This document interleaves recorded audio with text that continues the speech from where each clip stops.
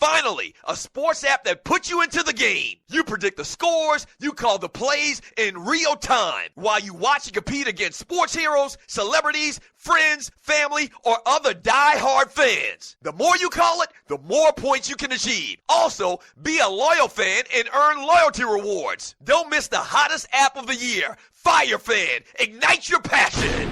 Yeah! Yes, sir. Yeah. Register now at firefan.com today. Enter player rewards code TDSS. That's player rewards TDSS. Play the game, fan the fire, earn rewards.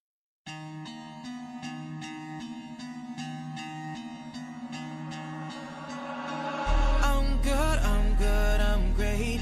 Know it's been a while now, I'm mixing up the drink. I just need a girl who gon' really understand. I just need a girl who gon' really understand. I'm good, I'm great. Know it's been a while now, I'm mixing up the drink. I just need a girl who gon' really understand. Welcome back to the Doug Stewart Show.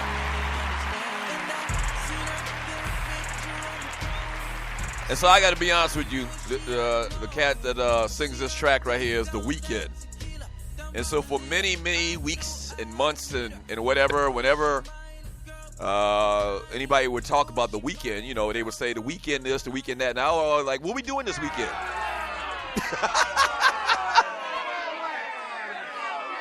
You know, The Weeknd. Okay, yeah, what about The Weeknd? What are we doing this weekend? No, The Weeknd. I'm talking about The Weeknd. Oh, yeah, so I want to do something this weekend, too. What are we going to do?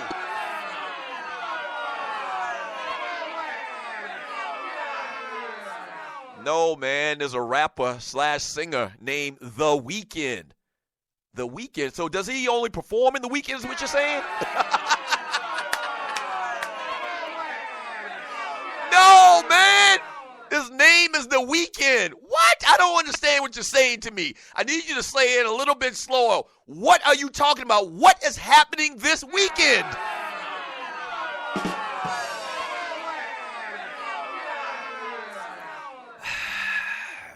I'm getting old, man.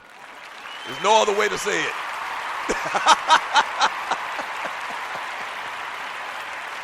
There's no other way to say it. 404-382-0338. You can also email me at Doug@theDougStewartShow.com. I'm telling you, man, I was very confused this year on a couple of things. That whole The Weeknd thing.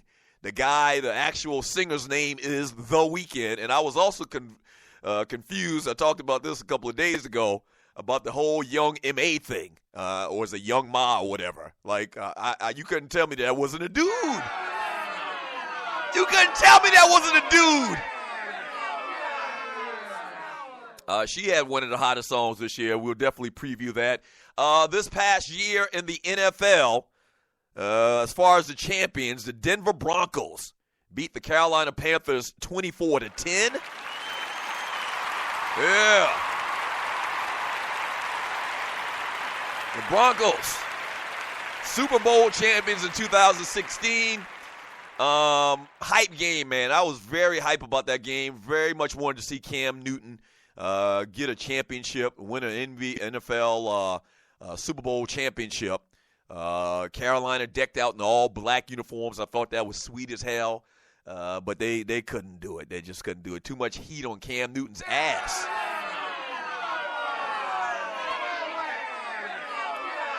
And now this year, it seems like he's taking a little step back, man. Real tough year for the Carolina Panthers. We'll see what happens with them going forward in the future. 404-382-0338. You can also email me at Doug@theDougStewartShow.com. From Robert Cooley. What up, Robert Cooley? Looks like a new name in the chat room. Says, I thought Young M.A.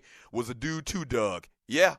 I just heard the song the other day, and when I first started talking about this, I was like, there was a lot of parts of that song where, you know, if you're listening, she kind of got like a little grimy, deep voice or whatever. And then there's a lot of lyrics in the song that makes you think that she's a dude. Like I just heard it, and one thing I remember her saying in the song was, you know, so-and-so, when you tired of your man, come and see me. So, okay, I'm thinking it's a dude singing. He's trying to say, you know, if your man, you get tired of your man, come and see him. He's a man, but no, he's not.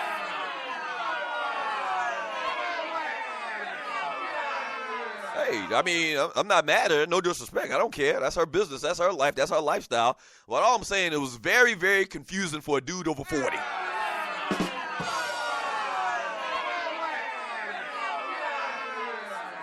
From Grego X Squad, he says, Vick owns the Dome. They should let him take the first swing and knocking it down. Well, the Dome is already, no, they haven't started knocking it down, right? Still playing in it right now. Well, that ain't going to happen, bro. That ain't going to happen.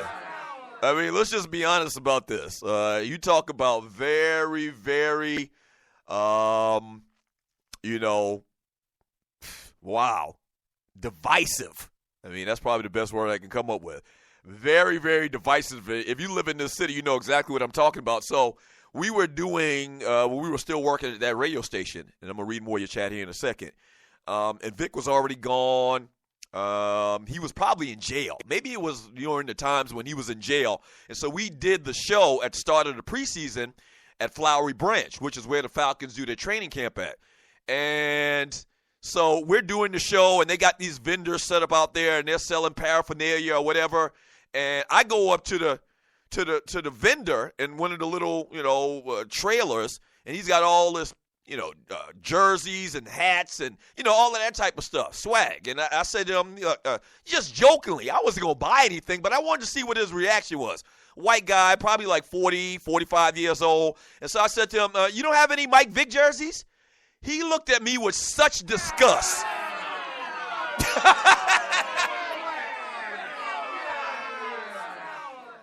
He looked at me with such utter disgust, and he says to me, are you serious, man? He says, are you serious, dude? He said, dude, are you serious, dude? And I was like, yeah, I'm serious. I'm just joking around, wanting to see what his reaction was, stoking the bear or whatever, poking the bear. And I says, yeah, I'm serious. You don't have any Mike Vick jerseys? He's like, nah, we don't have any Mike Vick jerseys. I'm sorry. And he just turned away and went away and helped somebody else.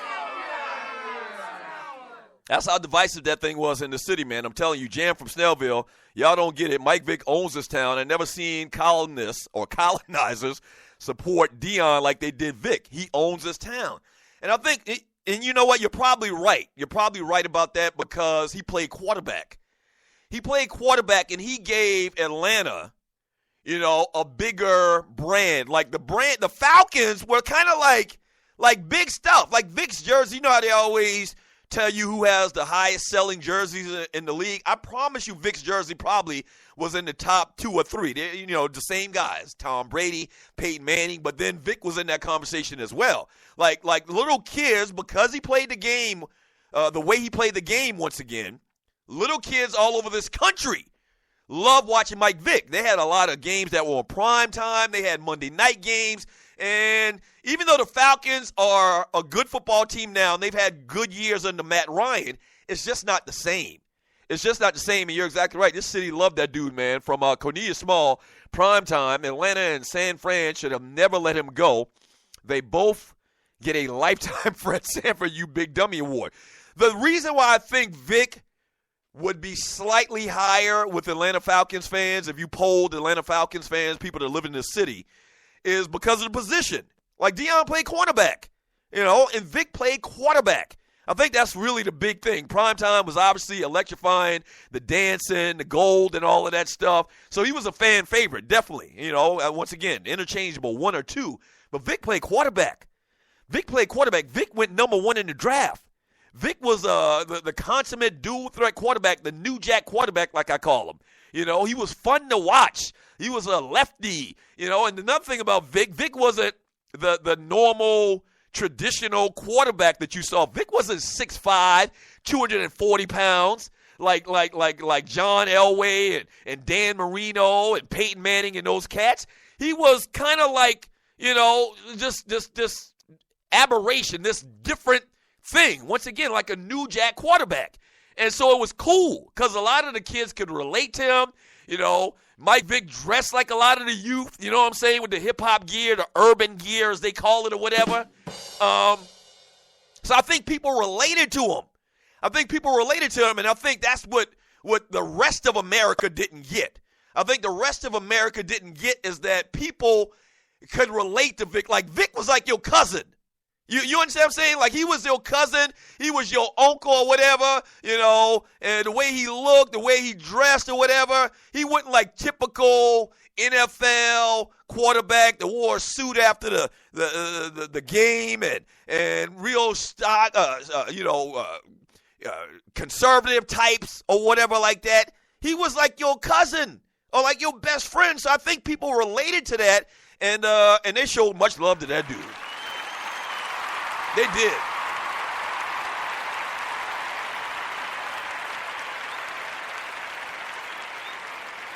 From Clay Creed Davis, Vick coming home. I think I should take up my sister's offer on them tickets for Sunday's game. I want to see if the tailgate is like that. Now, there's a lot on the line as well. The Falcons obviously playing for position, and we'll get into these playoff scenarios and positioning in the playoffs here in a second, as a matter of fact, when we get back from the break. But the Falcons got a lot to play for. They're playing the New Orleans Saints, which is the rival once again. It's the last home game of the year, the last regular season home game of the year. They may get a playoff game, in the playoffs this year. We'll see based on what happens this weekend. Once again, we'll get to that. So there's a lot on the line, plus MV7 coming home. I think it's going to be extraordinary down at the Georgia Dome this weekend.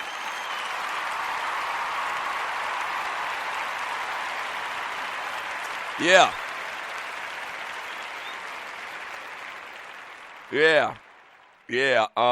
From who do we got here? From Jam from Snellville. Nah, Robert.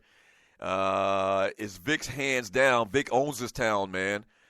Maybe they're talking about the Deion Vick conversation that I was having.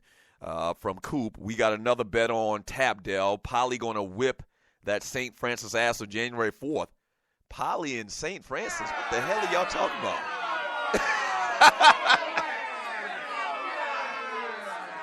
From Rough Buff X Squad, he says Vick equals 1A and primetime equals 1B. A lot of short-term memories out there, so I got Vick as a slight edge. Okay, from Jam from Snellville, Orrin Williams, he ain't saying that. He's just saying the city has a high black population. There are country surrounding towns that are still Georgia, Shawty, straight Trump supporters and ain't scared to rep. Oh, yeah, let me clarify that statement that I made earlier. When I talk about the black influence in this city, and how it's probably more prevalent here than any other city in the country, I do mean Atlanta. I do mean Atlanta and maybe the next surrounding town from Fulton County, which is the county that Atlanta is in. So I'm talking Atlanta and metro counties. Outside of that, I'm going to say outside of a 25-mile radius of downtown Atlanta, it is Trump City.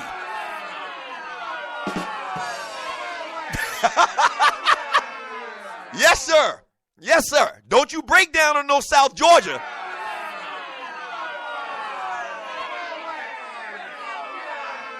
Let me make sure I'm saying this very clear. Do not break down in South or North Georgia in them mountains. Don't do it.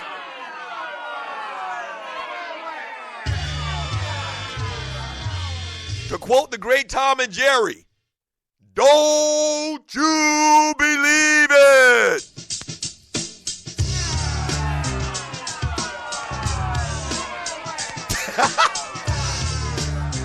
I'm talking Atlanta and Metro Atlanta. That's it.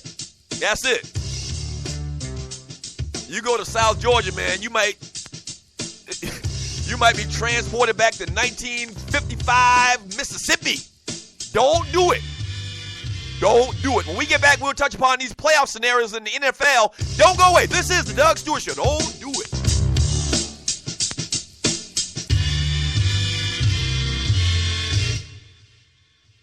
Do you have your own radio show? Are you an artist or a DJ? BB Mobile Apps is the solution for you. They specialize in creating mobile apps for entertainers. That's right. You can have your own mobile app where your followers can hear your shows or music, watch your videos, and view all your social networks in one place. You can even make money with banner ads and send push notifications directly to your audience to make sure they get your messages. Everyone has their phones on them, right? A mobile app will add credibility to your brand because your content will be accessible to them while they're on the go. BB Mobile Apps also makes apps for bloggers, actors, and producers. The process only takes about 20 minutes. Just go to bbmobileapps.com and click